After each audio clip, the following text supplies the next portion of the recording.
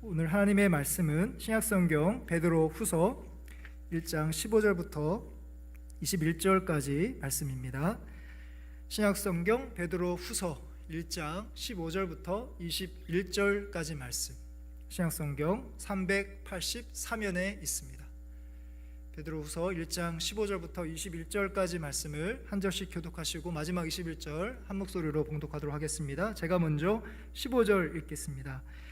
내가 힘써 너희로 하여금 내가 떠난 후에라도 어느 때나 이런 것을 생각나게 하려 하노라. 우리 주 예수 그리스도의 능력과 강림하심을 너희에게 알게 한 것이 교묘히 만든 이야기를 따른 것이 아니요 우리는 그의 크신 위엄을 친히 본 자라.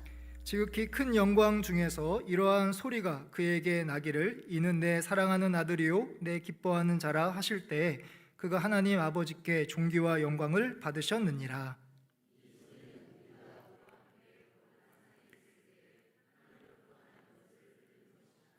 또 우리에게는 더 확실한 예언이 있어 어두운 데를 비추는 등불과 같으니 날이 새어 샛별이 너희 마음에 떠오르기까지 너희가 이것을 주의하는 것이 옳으니라.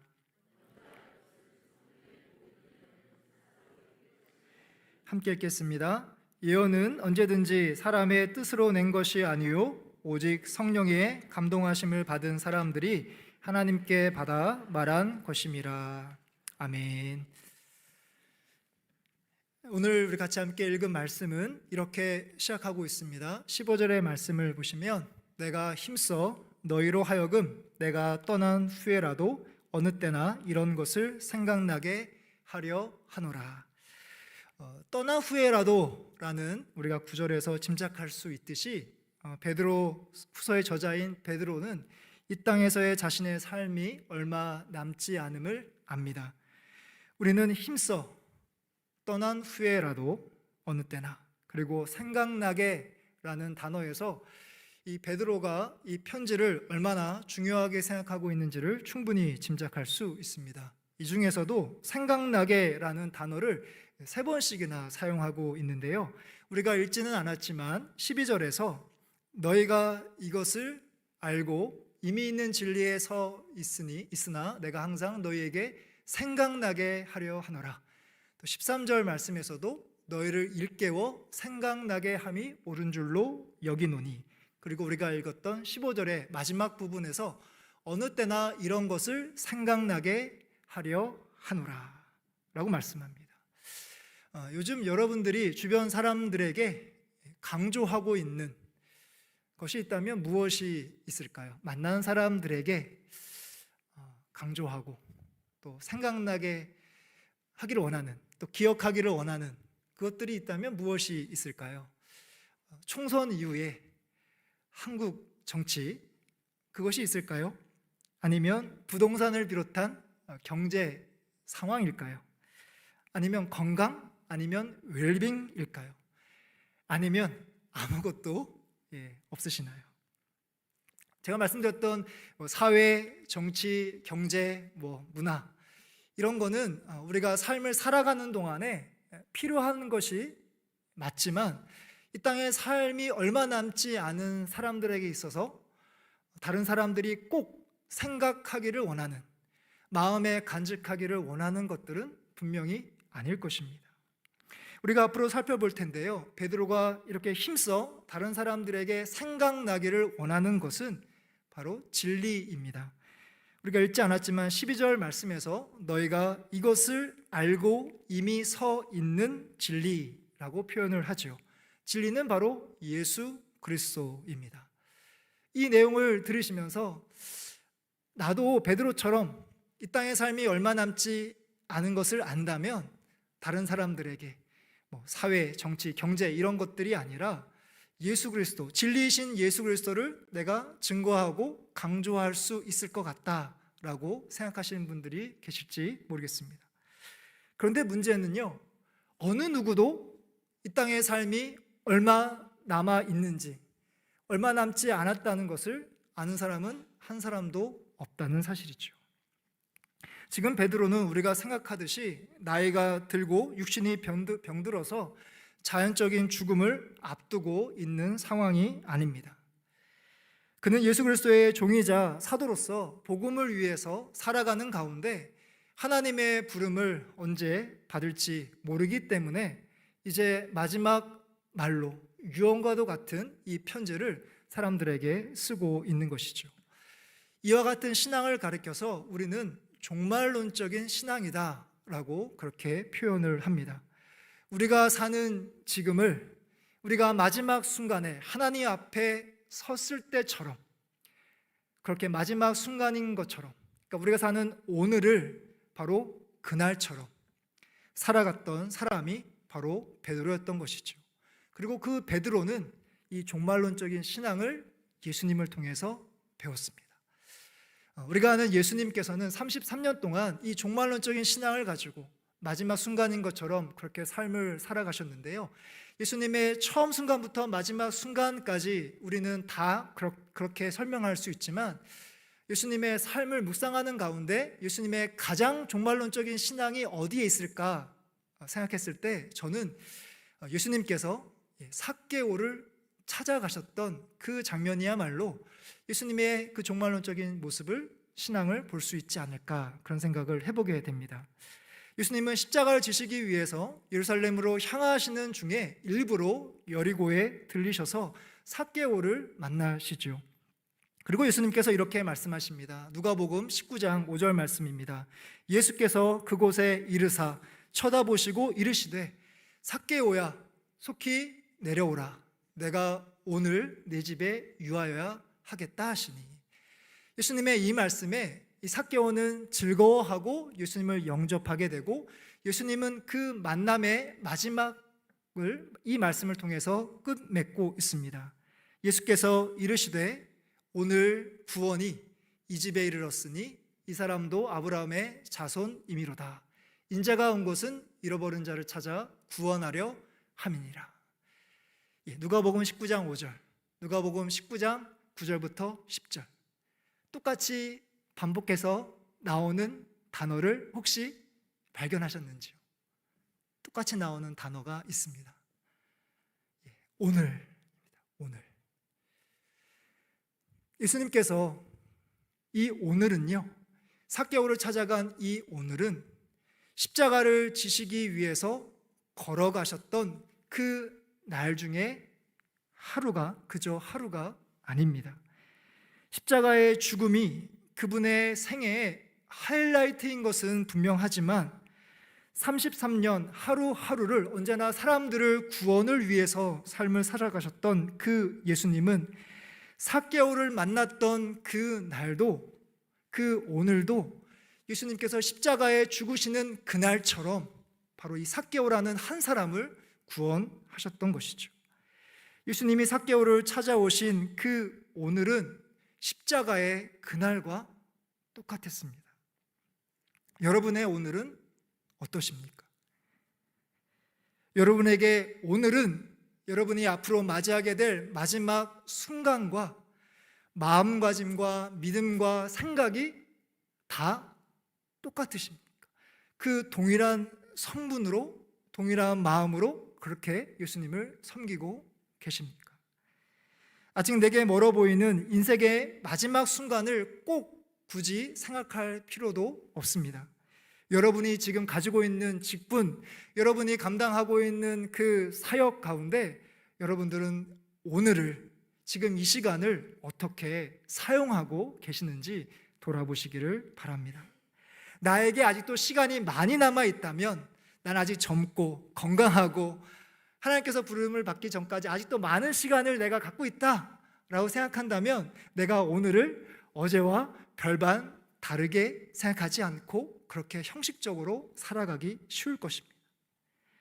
하지만 우리가 이 세상을 살아갈 날이 얼마 남지 않았고, 떠날 날이 얼마 남지 않았고, 하나님께서 내게 맡겨주신 그 사역도 내가 언제까지 감당할 수 없음을 내가 안다면, 이 오늘을 어제와 비슷하게 사용하지 않을 겁니다. 어제와 다르게 사용하게 될 것입니다.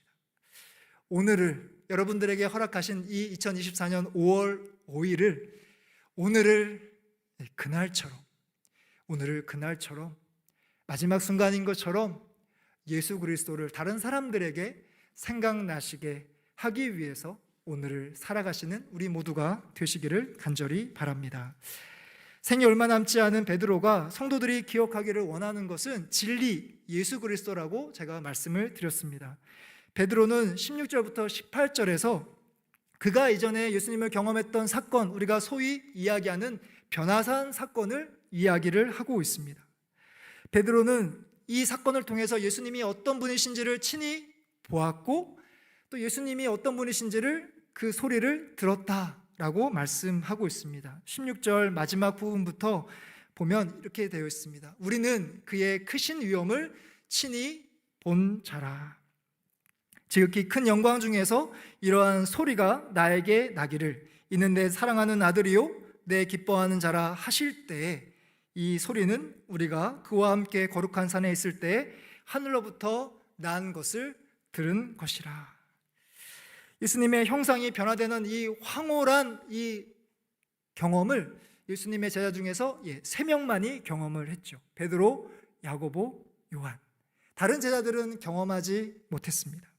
만일 제가 베드로였다면 기회가 있을 때마다 이 변화산 사건을 더 많이 이야기할 것 같습니다. 내가 그 사람이라고, 내가 예수님의 그 놀라운 형상, 이 변화된 형상을 본 그 진정한 사도라고, 내가 바로 다른 사도들보다 더 영적으로 우위에 있는 사람이라고, 예수님이 이렇게 살아계신 하나님의 아들이라고 기회가 있을 때마다 한 번이라도 더 이야기할 것 같습니다. 그런데 베드로가 쓴 서신서가 베드로 전서와 후서밖에 없어서이기도 하겠지만 베드로가 이 자신의 이 변화산 사건을 이야기하는 부분은 성경에서 여기 하나입니다. 물론 복음서에서 3번 나오기는 하지만 베드로가 자신의 이 경험을 이야기한 것은 여기가 유일합니다. 또한 사도 바울도 예수님이 경험했던 다메섹 동상에서 경험했던 그 사건을 사도행전에서 3번 이야기를 합니다. 그리고 자신이 삼층천에서 그 하나님을 경험했던, 삼층천에 올라왔던 그 경험조차도 자신이 아니라 어떤 사람이 그런 경험을 했다라고 간접적으로 그렇게 표현을 하고 있죠. 그러니까 위대한 신앙의 인물들은 이 하나님을 경험했던 사건을 가급적이면 적게, 될 수 있으면 적게 이야기를 하려는 그런 모습을 우리는 발견할 수 있는 것이죠. 오늘 말씀에서도 베드로는 자신에게 있었던 이 일을 담담하게 증언하고 있습니다. 이 초점은요, 예수님을 친히 자신이 보고 들은 자신에게 초점이 맞춰져 있는 것이 아니라 예수님에게 초점을 맞추고 있습니다. 16절 말씀에서 예수 그리스도의 능력과 강림하심, 또 예수님의 크신 위엄, 또 17절에서 하나님의 크신 영광 중에서 또 예수님이 하나님 아버지로부터 존귀와 영광을 받으셨다. 그리고 베드로는 자신이 친히 자신의 능력으로 보고 또한 그 소리를 들은 것이 아니라 하나님께서 보게 하셨고 하나님께서 그 소리를 듣게 하셨다라고 그렇게 설명을 하고 있습니다. 제가 이 자리에서 다시 그 변화산 사건에서 어떤 일이 있었는지, 베드로가 그것을 보고 어떻게 반응했는지를 제가 굳이 설명하지 않더라도 충분히 이해하실 줄 압니다. 그러니까 베드로는 변화산 사건을 경험한 자신이 특별한 것이 아니라 특별하신 분은 오직 예수 그리스도이십니다 라고 말씀하고 있는 것이고, 하나님은 베드로가 예수님을 알게 하시려고, 예수님이 어떤 분이신지를 알게 하시려고 바로 예수님을 친히 경험하도록 인도하신 것이고요. 이것이 바로 하나님을 인격적으로 경험한 사람들의 반응이 되어야 될 줄 믿습니다. 내가 다른 사람보다 더 특별해서 하나님을 체험한 것이 아닙니다. 하나님을 알게 하시려는 하나님의 전적인 은혜인 것이죠. 그런데 일부 그리스도인들 중에서는 이 하나님을 경험했던 이 황홀한 경험을 자꾸만 하려고 합니다. 부흥회나 집회 같은 것을 통해서, 또 예배를 통해서, 또 어떤 영성 프로그램을 통해서 예수님이 어떤 분이신지를 친히 알게 됩니다. 예수님을 믿기 시작하고 신앙생활을 하게 됩니다. 신앙생활 열심히 하는 가운데 점점 그 열정이, 믿음이 식어지게 됩니다. 그러면 이전에 경험했던 그 순간, 하나님을 놀랍게 경험했던 그 순간을 떠올립니다. 또 그 집회를 찾아갑니다. 참석합니다. 이런 일들을 계속해서 반복하는 사람들을 보게 됩니다. 마치 그곳에 가야만 예수님을 경험하는 것처럼 말이죠. 하지만 그 행사에서, 그 집회에서, 그 기도회에서 예수님을 알았다면 그것으로 충분합니다. 더 이상 필요하지 않습니다. 그것으로 됐습니다. 그것에 마음을 두고 더 이상 기웃거릴 필요가 없습니다. 베드로가 변화산 사건을 경험하고 나중에 다시 변화산 사건을 올라가지 않습니다. 예수님을 경험한 다음에 예수님께서는 그 베드로를 데리고 산에서 내려오십니다. 세상 속으로 들어갑니다. 세상 사람들에게 다시 주님의 복음을 증거하고 예수님의 삶을 살아가도록 베드로를 이끌고 계신다는 사실이죠. 우리도 마찬가지입니다. 내게 허락하신 놀랍고 신비한 체험을 통해서 예수님이 어떤 분이신지를 내가 알고 있다면, 이미 알고 있다면 이제 예수님의 사람으로 세상 속으로 나아가시기를 바랍니다. 영적 체험과 관련해서 오스왈드 챔버스라는 사람이 쓴 주님은 나의 최고봉이라는 책에서 이렇게 이야기를 합니다. 만일 희귀한 영감의 순간들을 끊임없이 내가 원한다면 이는 우리가 원하는 것이 하나님이 아니라는 증거입니다. 우리는 하나님께서 우리를 찾아오셔서 말씀하셨던 특별한 순간들에 집착합니다. 그래서 하나님께서 그 순간들을 끊임없이 재현하시기를 고집합니다.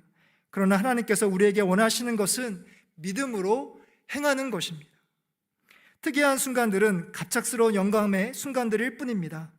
하나님께서는 우리가 그러한 순간들에 의해 곁길로 빠질까 염려하십니다.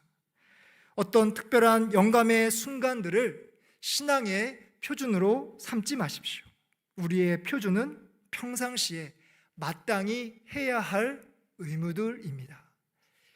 오스왈드 챔버스가 말하는 우리가 신앙의 표준으로 삼아야 할 것은 무엇일까요? 우리가 마땅히 행해야 할 그 의무들은 무엇일까요? 그것은 바로 하나님의 말씀입니다. 오늘 말씀 19절입니다. 또 우리에게는 더 확실한 예언이 있어 어두운 데를 비추는 등불과 같으니. 쉬운 성경은 이 부분을 이렇게 말씀합니다. 이렇게 해서 우리는 예언자들이 전한 말씀을 보다 확실히 믿게 되었습니다. 여러분도 그 말씀을 가까이 하고 따르는 것이 유익할 것입니다. 그들이 전해준 말씀은 어두움을 환히 밝혀주는 빛과도 같은 것입니다. 베드로가 앞서서 변화산 사건을 언급하는 목적을 우리가 이 말씀을 통해서 19절부터 21절을 통해서 이 베드로가 자신이 경험했던 특별한 경험을 이야기하는 이유와 목적을 우리가 볼 수 있습니다.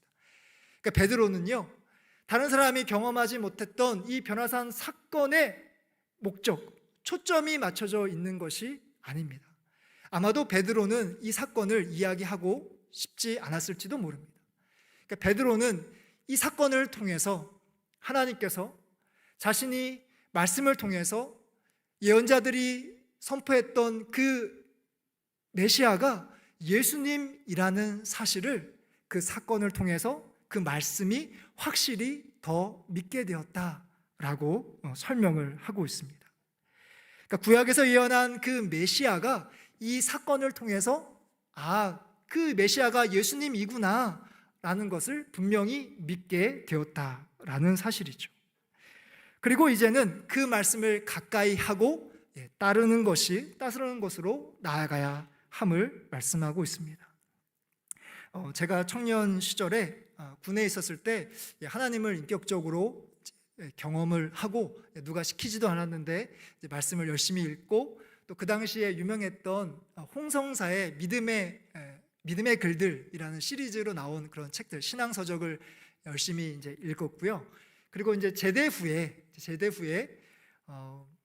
이제 가깝게 지냈던 교회학교 선생님, 이제 여자 선생님이셨는데 지금은 이제 하나님의 부름을 받으셨지만 그 집사님에게 찾아가서 제가 성역 공부를 하고 싶습니다. 하나님의 말씀을 알고 싶습니다. 해서 제가 찾아가서 1대1로 성역 공부를 했던 적이 있습니다. 여러분들에게도 저와 같은 시절이 있으셨겠죠? 저보다 더 뜨겁게 하나님을 섬기고 봉사했던 그런 시절이 있었을 것입니다. 그런데 그건 지난 과거일 뿐, 지금은 아니라는 거죠. 여러분들은 어떻습니까? 말씀을 가까이 하며 말씀을 알고 싶고 말씀대로 삶을 살아가고 싶은 그런 마음으로 오늘을 살아가고 계십니까? 제가 지난 2월부터 새가족 성경 공부를 맡아서 인도하고 있는데요, 대부분의 새가족들이 그전에서 신앙생활을 했든 안 했든 대부분이 열심히 참여하시는 분들이 훨씬 더 많이 있습니다. 그 가운데 이제 어떤 한 분을 제가 기억하고 있는데요, 그분은 우리 교회에서 처음으로 신앙생활을 하시는 그런 분이십니다. 그 새가족 성경 공부에 참여할 때에도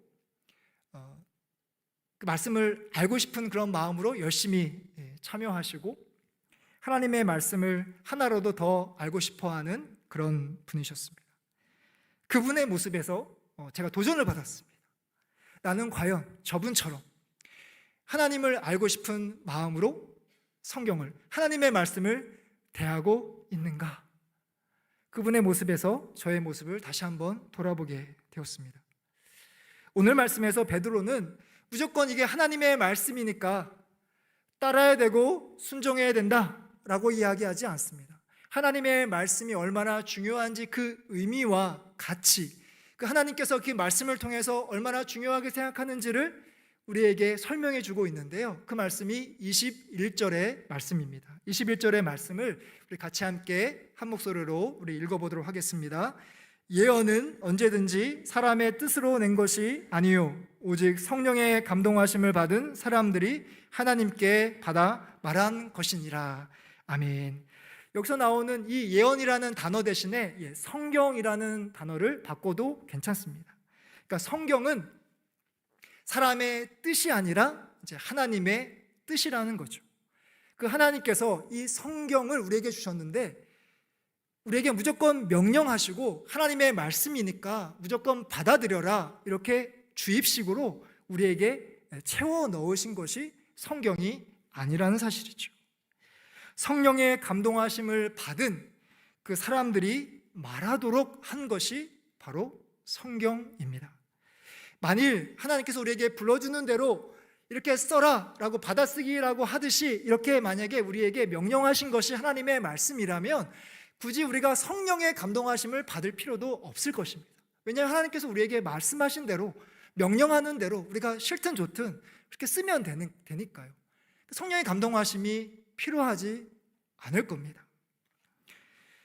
고 레이첼 헬드 에반스라는 그런 여성 작가가 있는데요, 제가 개인적으로 이제 좋아하는 작가인데 하나님의 부름을 이제 받았습니다. 젊은 여성인데 독감이 걸려서 치료하는 과정에서 부작용으로 이제 부름을 받은 그런 여성인데요, 이분이 다시 성경으로라는 책에서 이 감동, 이 영감에 대해서 잘 설명해 주는 부분이 있어서 소개를 하려고 합니다. 영감이라는 단어는 신을 뜻하는 그리스어와 숨을 내쉬다 혹은 입김을 불다라는 단어를 조합한 새로운 단어입니다. 진정한 영감은 성실한 사람에게 찾아옵니다.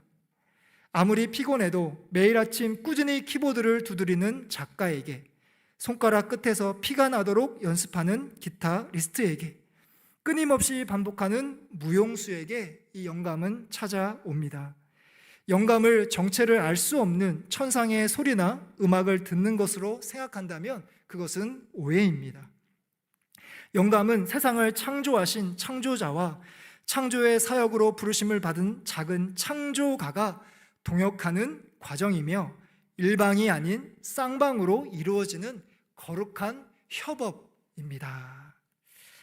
그러니까 하나님은 이 내용 가운데 누군가에게 천상의 소리와 음악과도 같은 그것을 경험한 베드로를 통해서 이 편지를 쓰게 한 것이 아니라 예수님이 하나님의 아들임을 믿고 예수님처럼 삶을 살아가려고 애쓰고 그렇게 복음을 증거한 베드로와 함께 하시고 이 편지를 쓰게 하셨다는 사실이죠. 그러니까 성령님과 그리고 베드로가 같이 함께 동역해서 같이 함께 협업해서 만들어진 것이 바로 우리가 보고 있는 베드로 후서라는 하나님의 말씀이라는 사실입니다. 하나님은 성경을 통해서 지금도 하나님의 뜻을 우리에게 전하시고 우리와 같이 함께 동역하기를 원하십니다. 우리가 이미 성경을 가지고 있기 때문에 더 이상 우리에게 새로운 성경을 쓸 필요는 더 이상 없지만 하나님께서는 지금도 하나님의 말씀을 통해서 하나님의 뜻을 우리에게 전해주시고 그것을 이해하고 또 하나님의 뜻으로 받아들이는 사람들과 같이 함께 동역하고 같이 함께 거룩한 협업을 하기를 원하신다라는 사실이죠. 그래서 우리는 이 성경을 주일만이 아니라 매일매일 가까이 하면서 하나님의 말씀을 읽고 묵상해야 하는 것이죠. 말씀을 마무리하려고 합니다. 주변 사람들에게 내가 아닌 오직 예수 그리스도를 생각나게 하시려고 예수 그리스도를 믿게 하시려고 그렇게 직분을 감당하시고 우리에게 맡겨주신 사역을 감당하시기를 바랍니다. 그리고 개인적으로 놀라운 체험으로 예수님을 믿었다면 그 체험으로 예수님이 어떤 분이신 줄 알았다면 그것으로 그것으로 됐고 우리에게 허락하신 더 확실한 예언인 하나님의 말씀을 가까이 하시고 묵상하시고 말씀대로 살아가려고 그렇게 애쓰시기를 바랍니다. 우리에게 고아의 아버지 또 5만 번 이상 기도를 응답받은 사람으로 알려져 있는 조지 뮬러라는 사람이 이런 이야기를 했습니다. 내가 맨 먼저 관심을 기울여야 하는 것은 내가 얼마나 주님을 섬길지 혹은 내가 어떻게 주님을 영화롭게 할 것인지가 아니라 내가 어떻게 내 영혼을 행복하게 할 것인지 어떻게 나의 내적 사람이 성숙해질 것인가 하는 것입니다. 나는 내가 해야 할 가장 중요한 일이 하나님의 말씀을 읽고 그것을 묵상하는데 전념하는 것임을 알게 되었습니다 라고 고백을 합니다.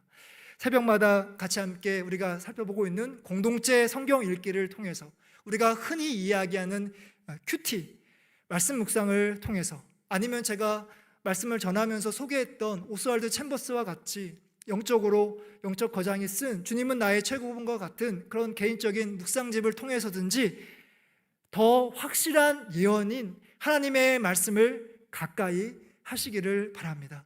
하나님의 말씀을 통해서 예수님이 어떤 분이신지를 내가 더 깊이 알고 또한 그 예수 그리스도를 다른 사람들이 생각날 수 있도록 내가 이 세상을 떠난 뒤에도 내가 이 사역을 다 내려놓은 뒤에도 같이 함께한 사람들과 헤어지는 순간이 있을지라도 그 사람들이 나를 기억하는 것이 아니라 내가 강조하고 생각나기를 원해서 열정을 다해서 소개했던 그 예수 그리스도를 생각할 수 있도록 그렇게 여러분들의 삶을 살아가시고 또한 하나님께서 맡겨주신 사역을 감당하시는 우리 모두 되시기를 주님의 이름으로 축복합니다.